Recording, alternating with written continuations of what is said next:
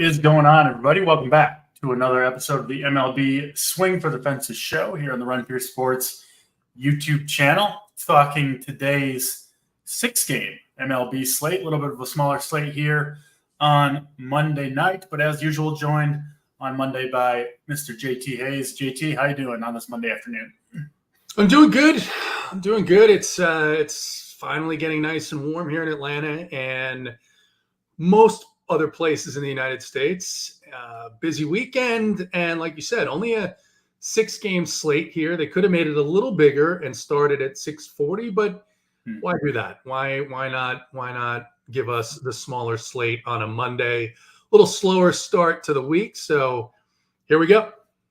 Yeah, not a fan of these short baseball slates. There should be at least 10 games every day, I feel like, to choose from. But is what it is. 6 games to choose from. It does start 35 minutes later than usual, 7:40 Eastern time start. And we'll go through it. It seems like we were talking beforehand. It seems like a pretty straightforward slate. I think we know. I think there's going to be some pretty clear chalk, pretty heavy chalk. So we'll discuss what we want to do with that, and we'll try to pick the winners as we always attempt to do. By the way, JT, it might be heating up in Atlanta, but not for that Braves offense. Still couldn't get it done, even against Mr. DJ Hurts. A little frustrating, It still wasn't DJ Hurts' season, though. I mean, it was. I think we had a little friendly debate banter in Discord, and Stevers was on DJ Hurts. He guaranteed at least 12 points, and he came close. But it's ugly. And I was talking about this yesterday. Actually, my wife was disgusted with them. And I said, I don't understand this, because the only real difference, obviously they lose Acuna. We're not saying that's not a big deal, the way that he's the tone setter for that offense. But the only other difference here is the loss of Ron Washington, who was your third base coach. And now Washington has proven with the Angels, he's still a pretty damn good manager. He's got them in contention almost every night, DC. They're not record-wise any better than we expected, but they at least fight. They try. They play every single game hard. And that seems to be what we're missing here with some of these swings on the Braves. Just very, very poor at-bats, not deep at-bats. And I still think they're going to turn it around. I still think the offense and the pieces are too good, but it's getting a little late now. You're looking at 10 games behind the Phillies. If only the National League was a little bit better, it would be a rougher road to get into the wild card. But it looks like Alex Anthopoulos is going to have his work cut out for him here at the deadline. I mean, the pitching has been keeping them in games, but now they're having to rely on guys that really aren't ready yet. Hurston Waldrop, not quite ready for the major leagues. And, A.J. Smith-Shawver came up, pitched one game while he's on the IL. So it's a tough road here for Atlanta. But like Brian Snitker says, no one's going to feel bad for them. No one's going to feel bad for Braves fans after the last decade. Certainly Phillies fans are deservedly happy and salivating at the fact that really this division is theirs at this point. Now, we've seen this before. The Braves have been down, particularly the year that they won the World Series. They did not have a good first half. But this is a little bit tougher when you're talking about not having Strider, not having Acuna. And the other thing, DC, that these changes that Major League Baseball made is there's not a lot of sellers at the deadline. And the teams that are going to sell, the Rockies, the White Sox, maybe the A's, there's not a lot there that you get excited about acquiring. So it's going to be tough for the rest of this season. Yeah, definitely a seller's market, right? At the trade deadline in baseball this year, just a few teams offloading assets and a lot of teams trying to get those assets. So I'm with you. I do think the Braves offense will turn it around, but it is, we're 40% of the way through the MLB season. It is starting to feel like a little bit of a lost season for the Braves. It just starts out horribly, right? You get the Strider injury after one start. Acuna goes down. I mean, really, it's the entire offense pretty much, right? Like, Azuna's the only one hitting. I mean, Olsen, Riley, Albies, Harris, Sean Murphy got injured the first day of the season, missed 2 months. So been a tough stretch, and I don't think they're going to be catching the Phillies. Obviously, I think they've got a decent chance to get into the wild card, but the Phillies, man, they look good. And maybe it'll be kind of the inverse of what we normally see, where the Braves kind of run away with the division and then the Phillies give them trouble in the playoffs. But that Phillies bullpen is legit. I mean, they really don't seem to have many weaknesses, the Philadelphia Phillies. So the Phillies, the thing, they just don't slow down. I mean, you don't expect a team to hit like that week after week, month after month. They have not slowed down at all. And you talk about their pitching now, that with the changes that Ranger Suarez made in the offseason, it's just tough. They're a tough team. No doubt about it. But thankfully, we don't have to worry about the Braves on this particular slate, so they can't steal any more of our hard-earned gold. No Braves thieves tonight. We'll see who else steals our money. Maybe it'll be famous money thief, the Minnesota Twins, who were the thieves of last year, and I think are going to come in pretty chalky on this slate. So we'll talk about this game first. It is first game of the slate, 30 minutes before the second game, 7:40 Eastern time start. Colorado, Minnesota, Chris Paddock and Dakota Hudson, two righties on the mound. It's kind of been all over the place this year. He's had some really, really strong starts.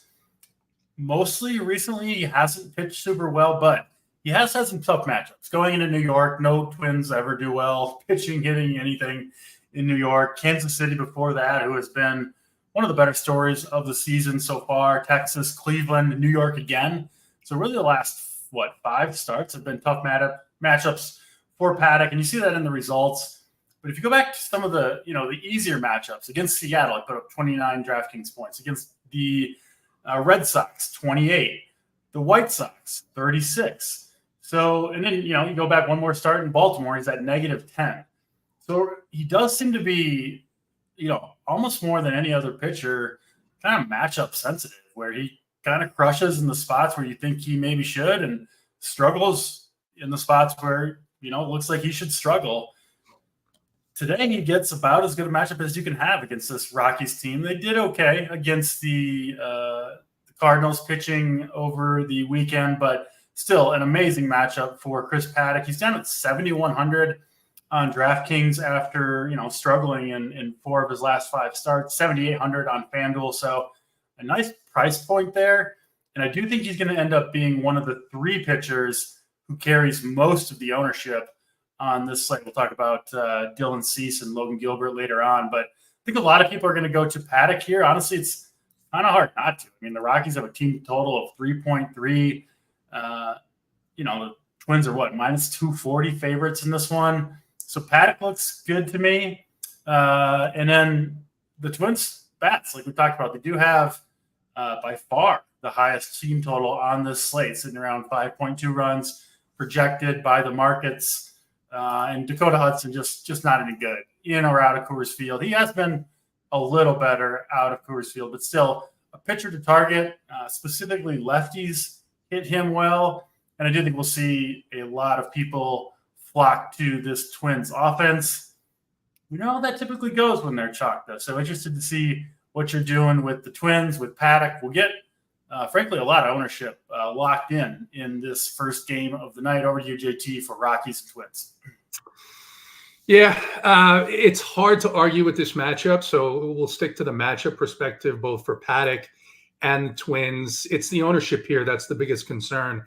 I will say not so much on the Twins bats, because they're showing about 14 or 15% ownership, which on a 6-game slate, if the Dodgers were on this slate, DC, we'd see ownership into the 20s, mid-20s. I mean, the Yankees are on this slate, and they don't seem to be generating a huge amount of ownership. So it's going to be kind of spread out amongst 4 or 5 teams here. Obviously, same thing we always talk about with the Twins. How long is Dakota Hudson going to be in the game? And is a left-handed pitcher going to come in, which is going to turn around some of these guys on the Twins? So in lineups where I'm not playing full stacks of the Twins, I don't want, or at least I want to minimize the exposure I have to those pinch hit risks in this lineup. I think that's the one thing I'm going to do. And then you're right about Paddock. His matchups that have been against bad teams, White Sox, the Seattle when they're not hitting, which doesn't seem to be often, very good games. His matchup against any other team, very bad game. Concern with him is, man, at 45% ownership here, of the three pitchers who look like they're going to be owned 40% or higher, I think he is the most likely to let down. But I also see the percentages for him succeeding here as fairly high. So I think for me, the way I attack this is, yeah, I'll play a couple of Rockies leverage stacks in every contest that I'm playing in multi-entry, but I'm not going to go overboard on them. I'll be a little bit under the field on Paddock because I do think there's a couple of other pitchers who aren't generating this level of ownership who have the ability to either meet or exceed his score tonight. Yeah, makes sense to me there. I mean, Paddock's not, there's no sure things. Pitching, hitting, baseball, that's just not the way the sport works. But Paddock, is never a sure thing, much less so, I think, than Cease and Gilbert. At the price point, I think you could make a case that he's the best point per dollar play. But it's not like salary is, really at a super premium tonight. There's not that many big bats on the slate outside of, the Aaron Judge. I don't think we've seen the Yankees lineup yet. We'll see if Juan Soto gets in there. But there's not that many places to spend. So Paddock looks good to me. I'm going to play him some for sure.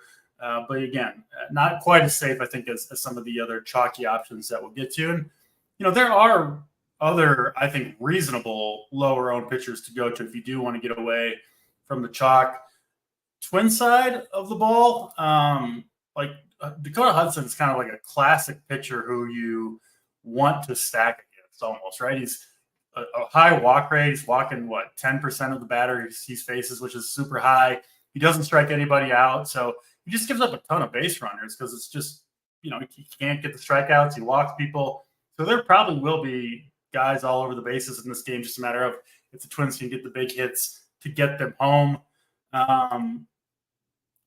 In terms of one-offs for Twins, I do think they have a couple guys, Larnach and Lewis, the two kind of big power bats hitting second and third tonight. I think you can play by themselves. I don't really want to play a Willie Castro one-off leading off. It seems like if he has a big game, it would seem like the rest of the Twins would follow. So that'll be my approach there. Twins, of course, always do have pinch hit risk. Kirilloff, Larnach, and to some extent Kepler, I think, are a little bit risky in this game. Manuel Margot starting, though, so that is one of the guys who might pinch hit for the outfield. So maybe a little bit safer there than usual, but certainly something to watch for with the Twins. Yeah, Larnach and Kirilloff, like it asks, pinch hit risk. Those are the two guys that I'm most worried about. But I think there's a chance they let those guys play this game if they can take care of business early, which I think there's a pretty good chance they will. So Twins, definitely a intriguing team, and certainly one I'll have some exposure to myself. Get to the second game on the slate, New York Yankees, Kansas City Royals. This one in Kansas City, who's been playing some pretty good baseball. They'll go up against the lefty Carlos Rodon, who's pitched pretty well this year for the most part. And then Seth Lugo, who has been outstanding for the Royals. Really, most of their pitching staff has pitched well this year. Lugo 8,400, Rodon 8,800. Ownership-wise, looks like Rodon maybe 15%-ish, 10 to 15%, I think is fair for Rodon. And then Seth Lugo will be very low owned, seeing, maybe 5%-ish, something like that on Seth Lugo. We'll throw it over to you, JT. What are you doing with the Yankees and Royals here? It's an interesting spot. I mean, this park is going to be difficult. It's a difficult park in terms of power. Yeah. I mean, I would say on any slate, right, that the Yankees are in play just because, especially if Soto is back with their offense, the way it's been performing. But I do have some interest in Kansas City's offense here. You can steal bases on Rodon. Rodon has been he's been very good, but I think he's also been a little bit lucky. Now, some of that luck, DC, is simply because the Yankees defensively have been very good. So when you're talking about a pitcher being lucky, you have to factor in, well, why aren't those balls that are hit and play hits? And some of the time it's due to this Yankees defense. But I do think with the mix of speed and bat to ball efficiency that the Royals have, this could be a tougher matchup for Rodon. He's also all the way up at 8,800. And even if Soto's in, right? The Yankees play on Sunday Night Baseball. They played a invigorating matchup all weekend, packed house against the Dodgers, potentially a preview of the 2024 World Series. Now you fly in the middle of the night to Kansas City. I'm not going to lie. I have some interest in Seth Lugo at that ownership number. He is a pretty heavy favorite, one of the highest favorites I've seen so far this season to get through 6 innings. And man, if he's going to be 3% owned, I'm happily going 4 or 5 times the field on that and seeing if we can get one of those Seth Lugo performances. The Yankees have been, without question, the best offense over the past couple of weeks in the American League, but they've started to slip just a little bit. Some of that may be due to Juan Soto missing. Of course, even if he's back in the lineup, we don't know if he'll be fully healthy here. But they've also started to strike out a little bit more, down right in the middle of the pack in terms of strikeouts. So not going to go crazy with Seth Lugo, but I do think at low ownership, he is one of these pitchers on the slate that can go deep in games. He can get over 100 pitches. There's only about 4 or 5 guys on this slate like that. Even Chris Paddock, DC, we know how quickly Rocco Baldelli will go to that bullpen. So I have some interest in Lugo here. Yeah, I don't hate it. Sal Perez batting 1,000 in his career against Carlos Rodon. That is great. That is great DVP.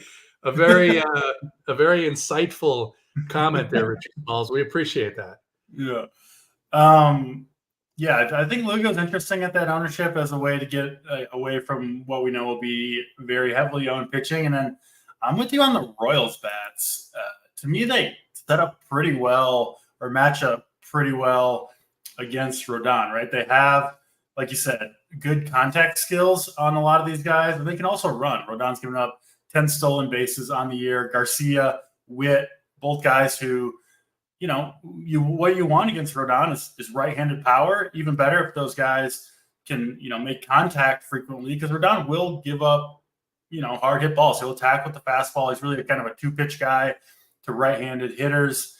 So yeah, Garcia and Witt at the top of the lineup make a lot of sense. Salvador Perez, if you are like Richie Smalls and go with the the BVP, and then even down at the bottom of the lineup, Darren Blanco, Garrett Hampson can run, put the ball in play. So I think potentially the Royals could do some unexpected damage. I think they'll be no one's going to be super low owned on except for against the chalk pitching on a 6-game slate, but they won't be crazy high owned. And I do think Garcia and Witt in particular at the top of the lineup makes sense as guys to spend up on today if you're, going with a cheaper pitcher like Paddock, something like that. So I'm in on the Royals.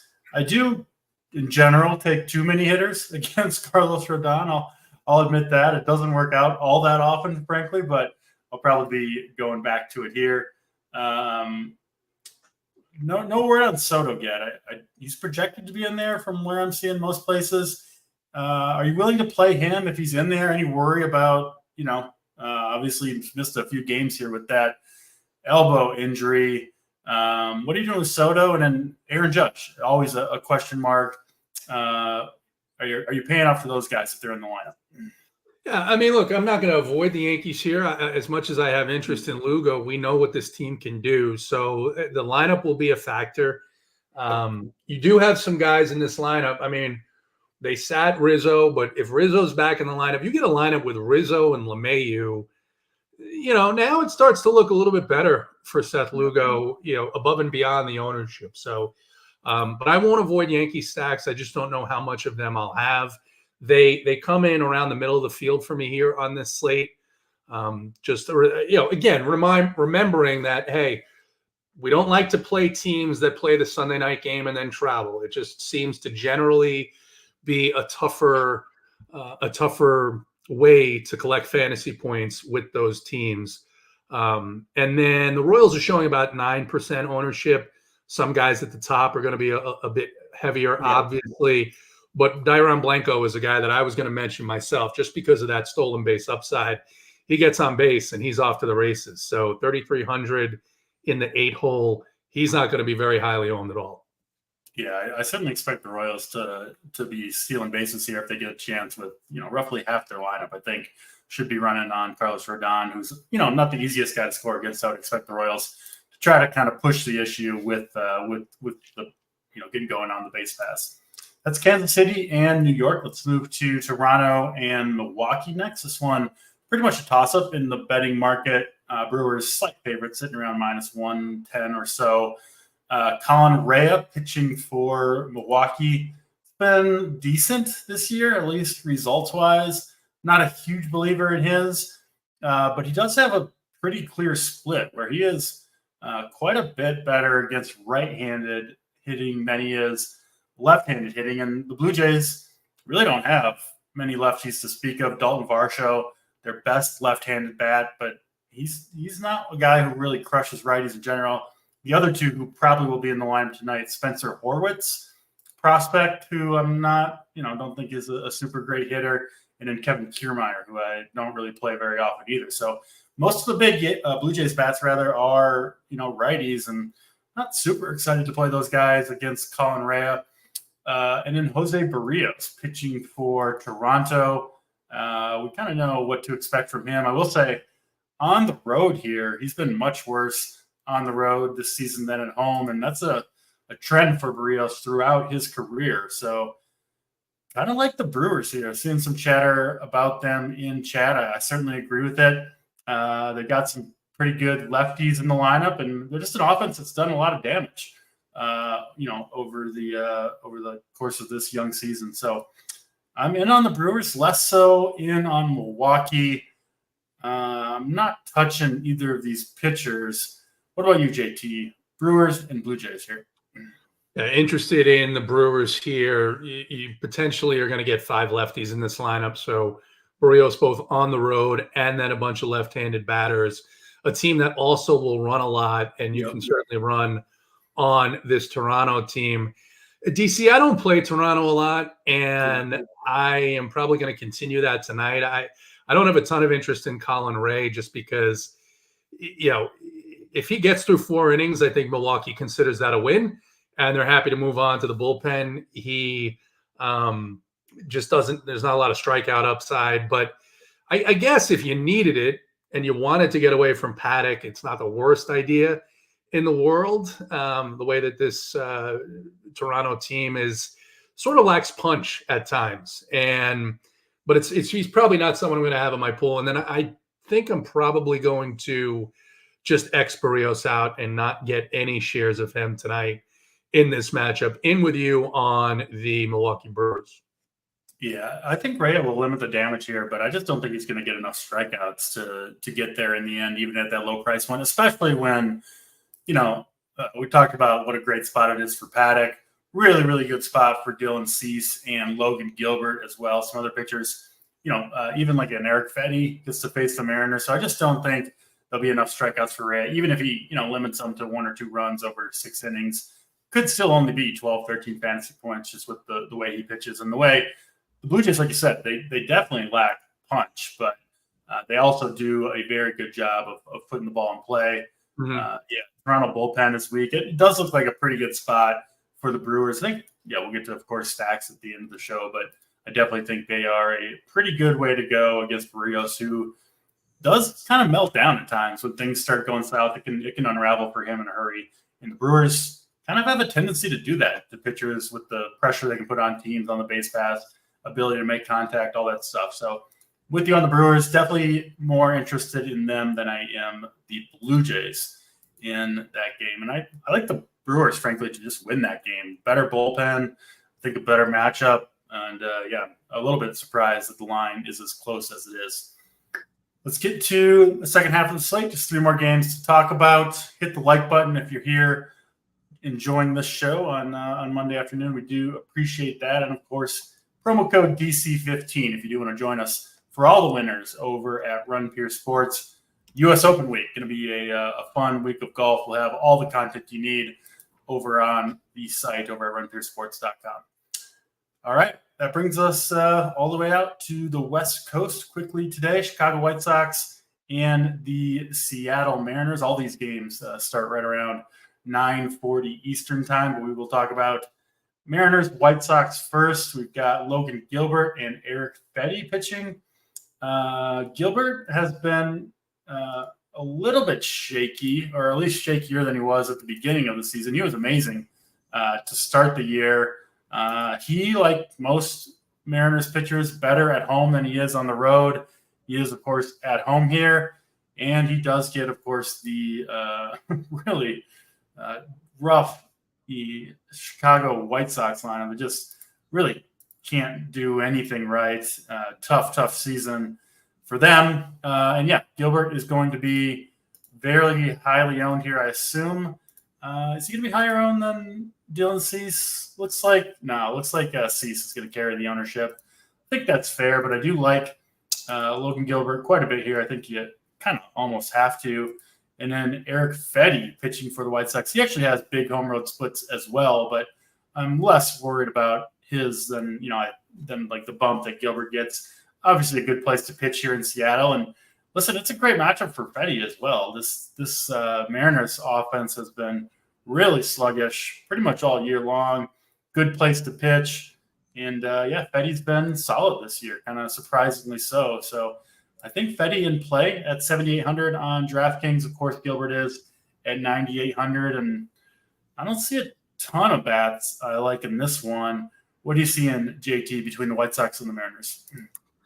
Yeah, in terms of bats, I don't have a lot of interest in this game. If I play a handful of stacks, I would, I guess, lean towards Seattle first. But like you mentioned, it's a pretty good pitching matchup here. If you look just by the numbers, Eric Fetty is the second best pitcher on this slate so far this season, ahead of Logan Gilbert and ahead of Chris Paddock, of course. So yes, there are home road splits. They concern me. In the past, he's had left-handed bat issues that he has seemingly fixed with a little bit of a different pitch mix. But the one thing I can't get over, DC, is just how much this Seattle team strikes out. I mean, the only pitcher that was unable to hold this team down without like 7 or 8 strikeouts over the weekend in Kansas City was Daniel Lynch, which is what you expect. So I feel pretty confident in playing Fetty here, even though he is on the road. And then Logan Gilbert, I don't love the 10K price point for Logan Gilbert, but he is at home. It is where the Mariners pitchers do their most productive work. And, the White Sox coming off a good series against Boston, it's unlikely they can keep that up in a much less friendly hitter's park out in Seattle. So lean on the side with both pitchers and very minimal interest in the Seattle offense. Yeah, the White Sox bullpen, which is really bad anyway, pretty gassed out after the last 2 days. Yeah. They used, I think 5 relievers they needed to get through the game yesterday. In the previous game, they used 4, including pretty much all their good ones in the last couple of days. So if the Mariners can get to Fetty early, I think they could potentially do some damage later in the game. And I think that's why you see the Mariners team total kind of surprising up at 4.5, given how well Fetty's pitched this year. But I think a lot of that is the bullpen. That could also serve to hold Fetty's ownership down, right? He is a big underdog here, and the Mariners do have a healthy team total, which is going to do 2 things. It's going to drive some ownership to Seattle and ownership away from Fetty. So I do think he is somewhat interesting as a contrarian option. He'll have some ownership, 20, 25%, something like that. But I do expect him to pitch pretty well. And yeah, I think if you're trying to get a little bit away from the most popular pitchers, Fetty is certainly a route that you could go. Let's get to Oakland and the San Diego Padres up next. Dylan Cease versus Joey Estes, 2 right-handed pitchers here. Padres big favorites, of course, sitting around minus 235. Cease has been good this year, a little bit, less than dominant over these last 4 or 5 starts. He's had a pretty tough run of matchups as well overall. But yeah, 10.3K. We do expect Dylan Cease to be the highest owned pitcher on the slate, or at least I do. And then, we've got Joey Estes, who has been okay for the most part. He had 1 real bad start in Houston, but his other 4 starts have been solid. I don't think I can do Estes. I see some interest in him from the chat. But Padres just make a ton of contact. I don't see going to Joey Estes, kind of in that, Colin Rea grouping, where I just don't think, even if he, the results go his way, the batted ball goes his way, I just don't think the strikeouts are going to be there for him against San Diego. So I can't play Estes, but certainly Cease is interesting. Curious where you rank Cease among the, expensive or chalky pitchers. And then, the Padres offense, I think, has to be in play here. 4.6 team total for them, second highest on the slate. Certainly an interesting way to go. I think it's the lefties who should probably be hitting Estes better over the long haul. Of course, the best bats on the Padres, Tatis, Machado, do swing from the right side. But, Profar, Cronenworth, Jackson Merrill, I think, is an interesting play here. I think the Padres do have some interesting bats to go to. What are you doing here, JT, with San Diego and Oakland? Yeah, no Joey Estes for me. It looks as if this should be a letdown start for him. And for the Padres, actually started to come alive offensively over the weekend in their series against the Diamondbacks. And I didn't see if Machado got into the lineup yesterday. I know he left the game on Friday night with a hamstring. But one thing we have to talk about, DC, is Jurickson Profar finally turning into the player that he was expected to be? I mean, he has been absolutely on fire over the course of the last week or so. He's been playing much better this season. And the thing about the A's is, if you can get to their starters early, you get into the middle of their bullpen, which is nowhere near as talented as the back end of their bullpen. And once you get into the middle of the A's bullpen, it could be a long night for this Oakland team. So no Estes for me. Don't think he's sneaky at all. Free Scotty. Thank you for that. But I like the Padres. As far as Dylan Cease goes, DC, I mean, he pitched against the Yankees. He pitched against the Royals. And then he had a matchup against the Angels where we all played him, and he wasn't very, very good there. Only 16.5 fantasy points. But at home against the A's, this is a matchup where you expect him to get right? This is a matchup where you expect that 40-point performance. And at 50% ownership, the way that I'm going to approach Dylan Cease tonight is probably go above the field by about 20% and get him into 70 to 75% of my lineups. And if it doesn't work, then it doesn't work. But I mean, this is a spot where the numbers, the matchup, everything says Dylan Cease should be the highest scoring pitcher on this slate. Yeah, I mean, I'm not playing 150 tonight, I don't think. But you could certainly do worse than just – I think you could just play the three pitchers, Cease, Gilbert, and Paddock, and hope that two of them go off, right? And you could be in a pretty good spot that way. I don't think that would be the craziest approach. I do think those guys pretty clearly in the best spot. Just such a clean matchup for all three of them that they're kind of hard to avoid. I'm with you. I think going over the field on Cease and frankly the other two guys as well does make quite a bit of sense to me. You mentioned Profar has been amazing this season, kind of out of nowhere. I mean, he's no spring chicken anymore, but like you said, he was at one time, like a decade ago, the number one prospect in baseball. I think he's improved for sure. I do think kind of what he's doing is unsustainable in the long term, but certainly getting the job done right now. And he does have, I think, one of the better matchups on paper in this entire slate. So you got to be interested in Profar. Any other individual bats on the Padres that stick out? Yeah. I'll tell you one that I'm not playing. I'm Xing out of the pool. That's David Peralta. David Peralta will come out of this game if a left-hander starts to stretch in the Oakland dugout. So just X him. Don't put him in your lineups, please. It's not worth it. Cronenworth is interesting.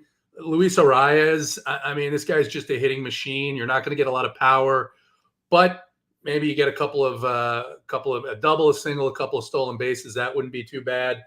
And Hassan Kim down at the bottom, 4K shortstop. I think this is a good stack today.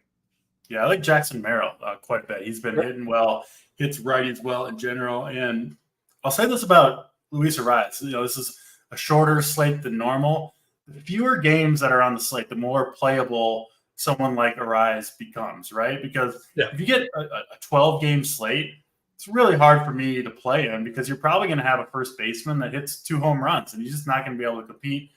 You get down to a 6-game slate, and the 14, 15 fantasy points that Arraez provides might be enough at first base on a shorter slate, especially on a slate that we don't necessarily expect a ton of offense. So I do think he's more in play on this slate than he typically is. I don't often play him just because of the lack of upside and power and all that. But today in this matchup leading off, I do think he makes some sense for sure. Last game on the slate then. Let's talk about Houston and San Francisco. This one, of course, in San Francisco, we've got Spencer Arrighetti pitching for the Houston Astros. He's been pretty good. He had that really rough start to kick off his season back on April 10th against Kansas City. He's been good since then. Just 9 fantasy points in his last game, but he was removed early in that one. He was actually pitching decently well against St. Louis, got hit on the calf with the line drive, removed from the game. But it looks like he should be good to go. Didn't miss any time or anything like that, so I wouldn't expect any lingering effects. And I think he should be back around his normal 90-ish pitches that you typically see out of him. I don't hate him here as a contrarian option. This Giants lineup is really not any good. There's plenty of strikeouts to be had. And Arrighetti's been a decent strikeout arm. Like I said, removed early in the last start, but he did have 4 strikeouts already when he got pulled. And in the 3 games prior to that, 8 strikeouts, 7 and 6 strikeouts. He has had, in general, very favorable matchups. So, maybe you take it with somewhat of a grain of salt, but this is a favorable matchup as well. Great place to pitch, strikeout heavy lineup. I think Arrighetti, if you're trying to get away from the chalk, is the decent way to go. And then Kyle Harrison, no real interest for me there. Even pitching in San Francisco just hasn't looked super great. Strikeouts haven't been there for the most part. And Houston offense is not what it once was. Still a somewhat dangerous offense to go up against. So I'm probably out on Harrison. More interested in Arrighetti. What's the total in this one? Sitting at 8 and basically a toss-up in the betting line. Over to you, JT. Who do you like in Astros and Giants? It's an interesting matchup, right? It's a park that we don't like to target a lot for bats. It's much more of a pitcher-friendly park, especially at night with these games on the West Coast. If you're looking to go lower than Paddock, I guess Arrighetti is your guy here with the strikeout rate. The one thing I'll mention in favor of the Giants, this is another team that we have a challenge with in terms of pinch hitting, right? Well, there are no lefties outside of Josh Hader in this Astros bullpen. And so if you're going to stack the Giants, you want to try and take advantage of nights or days where you think that there's going to be less of an opportunity or a reason in their minds to pinch hit. That's the only case I can make for the Giants. They did do a little bit of damage in Texas over the weekend. Some good matchups there. I don't have a ton of interest there. I do have some interest here in Houston against Kyle Harrison. Harrison has been pretty bad. I guess he's had a run of Philly and Arizona his last 2 starts, obviously teams that put the ball in play. But I think this Houston team is interesting from the perspective that they're going to be one of the lower owned teams here on the slate, just between 4 and 5% on many of these guys. And then that bullpen did have to do a little work over the weekend in Texas as well. So I'll have some Arrighetti, probably have more Astros than Giants, and no Harrison for me tonight.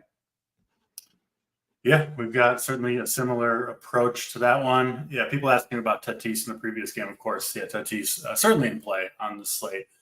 Yeah, you're not stacking the Padres without Tatis. I didn't know that we needed to spend a lot of time on a guy who is one of the best players in the game. But yes, he's in play. Yes, absolutely. That's all 6 games. Let's get to the stacks, pitchers, home runs, favorite plays overall, and we'll probably get on out of here a little bit early, work on those lineups, and hopefully pick some winners. JT, I will give you the floor. Favorite stack and favorite contrarian stack on this slate. Yeah. Stephen Christen wants to tell us that Vogelback is in the lineup for Toronto. So that is news. Favorite stack here. Look, they're going to be popular. I guess I'll go with the less popular one. And I'll say that it is the Milwaukee Brewers against Jose Barrios. I like that stack quite a bit. And then for a contrarian stack, it's the Houston Astros.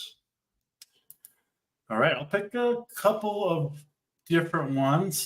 Favorite overall stack is going to be the Padres against Joey SS. I think they'll be one of the more popular teams tonight for good reason, in my opinion. And then contrarian stack is going to be the Royals. I do like the Brewers as well, but the Royals against Rodon, they've got, in my opinion, the profile to have success, speed, contact ability, and a team that's just playing good ball this year. So I do like the Royals quite a bit against Carlos Rodon.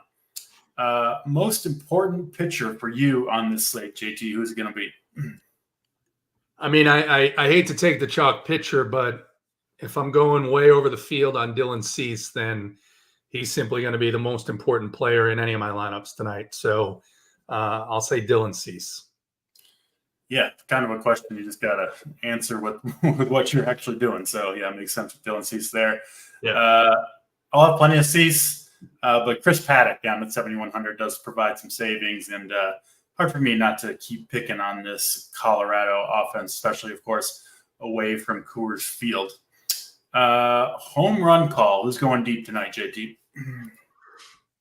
Hunter Renfroe for the Kansas City Royals. Love it. I will go with Mr. Trevor Larnach for the Twins. Going to be popular down at 4K, but I think he's got a good chance to take Dakota Hudson-Yard in that first game of the night. And finally, your favorite overall offensive player on the slate. Well, David Porter's favorite offensive player overall is Fernando Tatis. That seems very clear. Yes, he is, and he is certainly a good play. But I will go on the Padres with a different Padres player and say that Jurickson Profar is my favorite offensive player on the slate. All right, Profar, good call there. I will go with Maikel Garcia, who's going to get going on the base paths, get a couple hits, I think, against Rodon, and get that Royals offense going early against the lefty Rodon. All right, that'll do it for this show. We do appreciate all you guys watching. Of course, got a nice, big, full slate tomorrow on Tuesday. I'm sure we'll see a bunch of you guys there for a more robust slate than this one is. But hopefully we'll get to the winner's circle tonight, and we will be back tomorrow. For Mr. JT Hayes, I'm Draft Cheat. We're out of here.